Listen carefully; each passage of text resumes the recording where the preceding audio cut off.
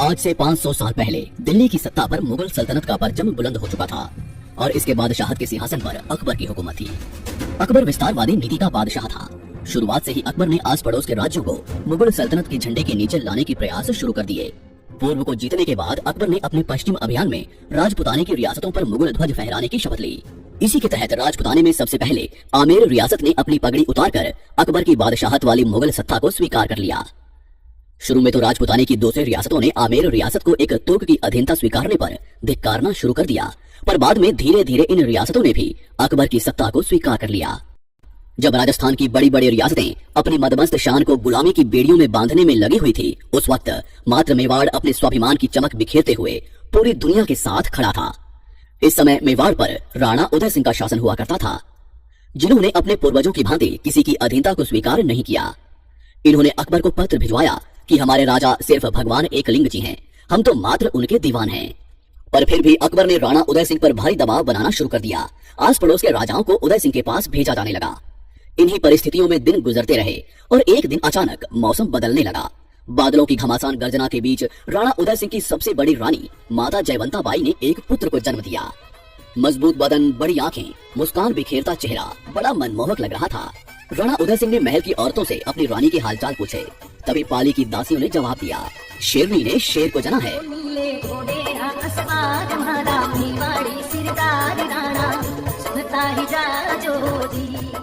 राणा पुत्र पाकर बड़े खुश होने लगे।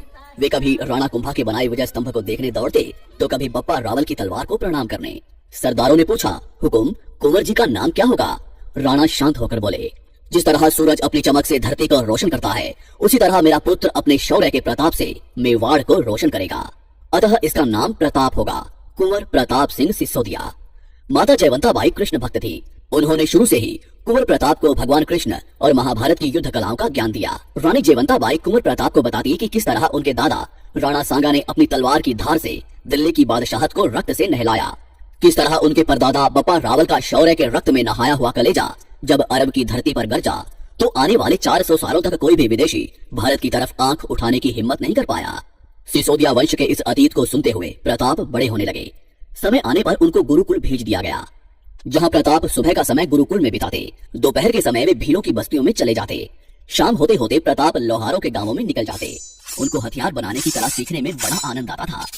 जनता के बीच इस कदर घुल मिल जाने पर प्रताप सबके चहेते बन गए। भीलों ने उनको कीका कहकर बुलाया तो वहीं लोहारों ने उनको अपना राजा मानना शुरू कर दिया। कुंवर प्रताप बचपन से ही वीर, स्वाभिमानी और हठी स्वभाव के थे। उनका शरीर सामान्य बच्चों से कई गुना मजबूत था। उन्होंने छोटी सी उम्र में ही अफगानियों की बस्ती पर धावे बोलने शुरू कर दिए। मेवाड़ से होकर गुजरने वाली मुगल सेना पर वे गुलेल से हमला कर देते। कुंवर के इन कारनामों को देखते हुए सबको लगने लगा था कि बड़े होने पर वे महापराक्रमी योद्धा बनेंगे और प्रताप ही भविष्य में मेवाड़ के राणा बनेंगे। उदय सिंह जी की कई रानियां भी थी, जिनसे उनको कुल 33 संतानें थी, पर उदय सिंह जी की सबसे प्रिय रानी थी धीरबाईसा। इनकी बात को राणा उदय सिंह अधिक महत्व देते थे। इन्हीं के कहने पर राणा उदय सिंह जी ने इनके पुत्र जगमाल को मेवाड़ का भावी राणा घोषित कर दिया। शास्त्रों के अनुसार सदैव बड़ा पुत्र ही राजा बनता है, पर सागर जैसे विशाल हृदय वाले कुंवर प्रताप ने पिता के इस आदेश को मानते हुए छोटे भाई जगमाल को राजसत्ता देना स्वीकार कर लिया। किंतु सभी सामंत, सरदार और राज्य की जनता ने उदय सिंह के फैसले पर विरोध किया। वे कुंवर प्रताप को ही अपना राणा मानते थे। समय के साथ राणा उदय सिंह का स्वास्थ्य बिगड़ने लगा और सन 1572 आते आते उनका स्वर्गवास हो गया। उनके अंतिम संस्कार में कुंवर प्रताप सहित मेवाड़ का प्रत्येक व्यक्ति आया, पर कुंवर जगमाल इस समय महल में अपना राज्याभिषेक करवा रहा था। ऐसी संकट की घड़ी में जगमाल के अपने पिता के अंतिम संस्कार में उपस्थित न होने के कारण सभी सरदारों ने यहीं गोगुंता की पहाड़ियों पर रक्त से मेवाड़ के असली हुक्म श्री कुंवर प्रताप का राज्याभिषेक कर दिया। सरदार रावत कृष्णदास चुंडावत ने राणा प्रताप की कमर में तलवार बांधते हुए ललकार लगाई, मेवाड़ मुकुट केसरी कुंवर प्रताप सिंह आज से मेवाड़ के राणा हैं। यहीं से राणा प्रताप ने अपने सरदारों के साथ कुंभलगढ़ की तरफ कूच किया। राणा के आने की खबर सुनकर छोटा भाई जगमाल राजगढ़ी छोड़कर अकबर की शरण में भाग गया, जिसके बाद साल 1573 को कुंभलगढ़ की राजगद्दी पर वीर शिरोमणि महाराणा प्रताप का विधिवत रूप से राज तिलक कर दिया गया। कौन है ये महावीर जिसे दुनिया ने मेवाड़ मुकुट हिंदुआ सूरज के नाम से नवाजा? मेवाड़ की राजगद्दी पर बैठने वाले महाराणा प्रताप एक ही वार में घोड़े सहित दुश्मन को काट डालते थे। वो परम स्वाभिमानी शिव भक्त थे, जिनके नाम से ही दिल्ली की बादशाहत कांप जाया करती थी। उन्होंने जंगलों में रहना स्वीकार कर लिया, पर कभी अकबर की गुलामी स्वीकार नहीं की। 72 किलो का भाला, 81 किलो के छाती कवच और 208 किलो के भारी वजन के साथ महाराणा युद्ध भूमि में निकलते, जिनके रौद्र रूप को देख सामने वाला दुश्मन अपना रास्ता पलट देता। हल्दी घाटी के युद्ध में विशाल मुगल सेना को जबरदस्त टक्कर दी। दिवेर के युद्ध में मुगल सत्ता को घुटनों पर ले आए। अपनी छापामार युद्ध नीति के दम पर मेवाड़ को फिर से आजाद करवाकर केसरिया ध्वज लहरा दिया। मुगलों के 36 किलों को जीतकर 40,000 मुगलों को आत्मसमर्पण के लिए मजबूर कर दिया, जिनके भाले की नोक से शत्रु का रक्त कभी सूखा नहीं, जिनकी तलवार ने कभी पराजय का मुंह देखा नहीं। ये गाथा है उस महाराणा की जिसके सामने हर भारतीय बारंबार नतमस्तक होता है। ये गाथा है रुद्र रूप एक लिंग अवतारी महाराणा प्रताप की। आइए डिमांडिंग पंडित के साथ देखते हैं हुकुम श्री महाराणा प्रताप के इतिहास से जुड़े उन अनसुलझे पन्नों की पूरी दास्तान।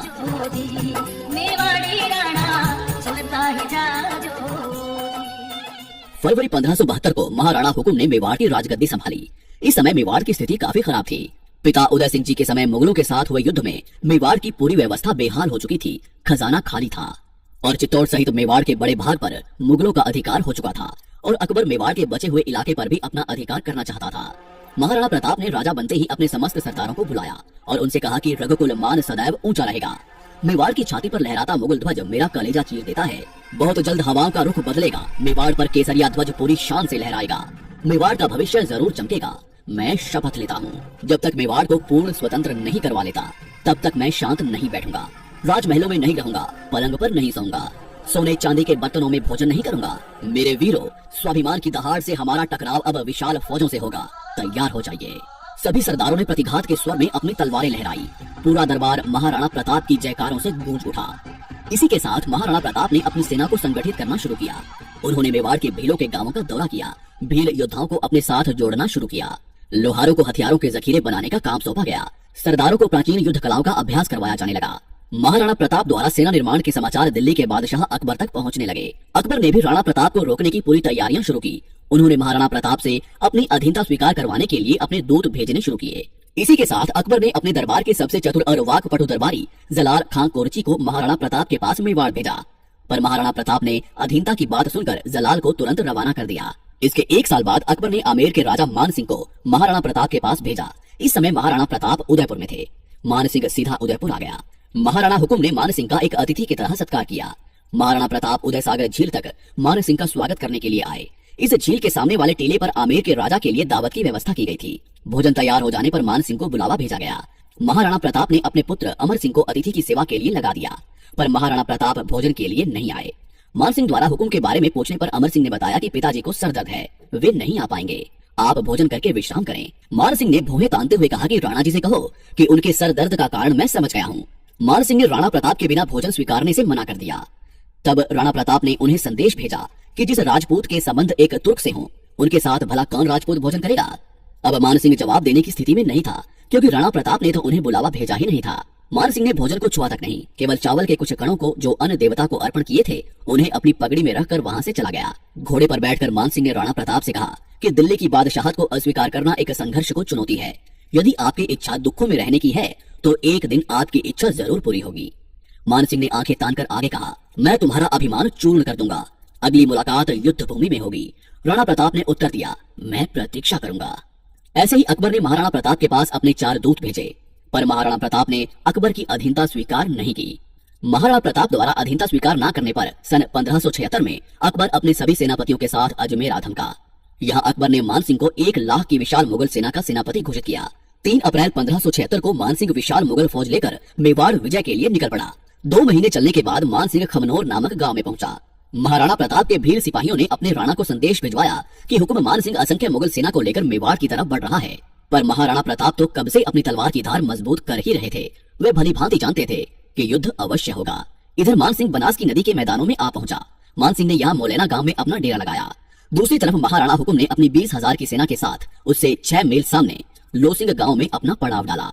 विशाल मुगल सेना में राजपूत और मुगल थे, जबकि महाराणा प्रताप की सेना में राजपूत, भील, पठान और लोहारों के गांवों के लोग थे। 18 जून 1576 को संसार के अनोखे युद्ध का आगाज हुआ। आकाश में घनघोर बादल थे और धीमी धीमी हवाएं चल रही थी। कभी कभी बिजली की तेज गड़गड़ाहट हो रही थी। इसी बीच मुगल सेना आगे बढ़ने लगी। तभी महाराणा प्रताप ने अपने हरावल दस्ते को शत्रु पर प्रहार करने के लिए आगे भेजा। हुकुम की हरावल सेना ने आगे बढ़ रही मुगल सेना के 3 हरावल दस्तों को पूरी तरह से नष्ट कर दिया। इस घनघोर हमले से घबराकर मुगल सेना का हरावल खेमा लूणकरण के नेतृत्व में भेड़ों के झुंड की तरह भाग निकला। अब मेवाड़ और मुगल सेना आमने सामने आ चुकी थी। तभी वीर विराट मेवाड़ मुकुट हिंदुआ सूरज महाराणा प्रताप ने युद्ध भूमि में प्रवेश किया। राणा श्री के युद्ध में आते ही मुगल खेमे में दहशत का माहौल फैल गया। महाराणा जिस ओर बढ़ जाते वहाँ शत्रुओं की लाशों के ढेर लग जाते। मुगलों ने पहली बार महाराणा प्रताप को देखा था, इससे पहले सिर्फ उनका नाम ही सुना था। बंदायूनी ने अपनी किताब में महाराणा प्रताप के संबंध में लिखा कि वो बहुत लंबे, मजबूत और ताकतवर थे।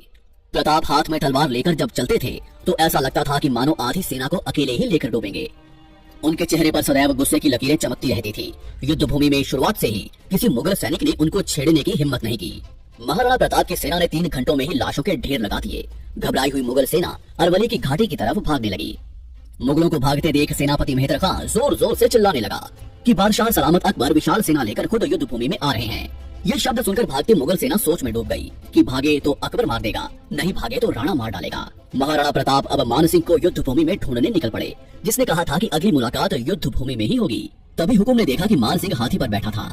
महाराणा प्रताप ने बड़े वेग से चेतक के अगले पैरों को मान सिंह के हाथी के मस्तक पर टिका दिया और अपने भाले से मान सिंह पर करारा प्रहार किया। पर मान सिंह अपने हाथी पर लगे हौज में छुपकर बैठ गया, पर राणा श्री के करारे वार से उसका महावत मारा गया।